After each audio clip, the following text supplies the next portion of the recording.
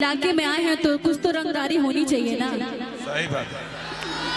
और हमारे केस फौदारी को के केहू का उघाड़ी,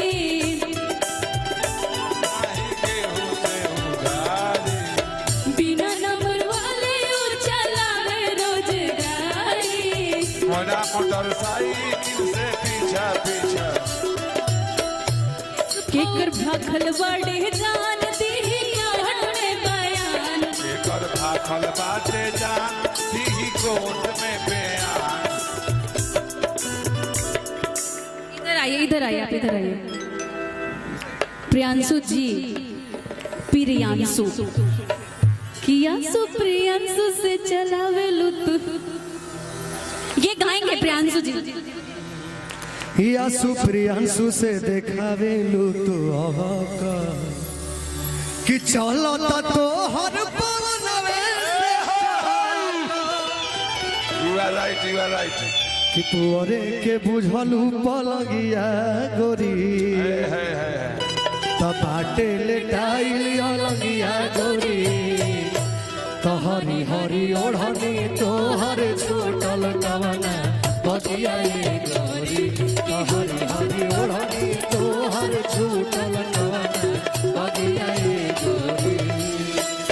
चाहे पीछा पड़ल बाड़ा हमारे पमरल बाड़ा, माथा पिक पिया तारा दूध से कजरल बाड़ा, तोरे के बुझलू पलगिया गोरी, तोहरी हरी ओढ़नी तोहर छोटल कवना बगिया गोरी, हरी हरी ओढ़नी तोहर छोटल कवना बगिया गोरी, तोहरी हरी ओढ़नी तोहर छोटल कवना बगिया गोरी, तोहरी हरी ओढ़नी तोहर छोटल कवना बगिया गोरी। यही रहिए कि राजा पहिले नियन नहीं मानेला, हाय अपना में हरी के गैर लेखा जानेला, आँखों में भइल ये बलम तोहरा प्यार में, अच्छी जोई कहूँ सिंगार के नया नेला।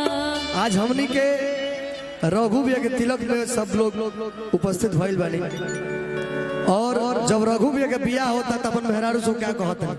और हमारे गुड्डू भैया आ गए हैं हमारे बीच में। भैया तो भैया को देख के गाना गा रही हूँ कि छाती कर ले उतार आहर दम का चरेले पान, कि छाती कर ले उतार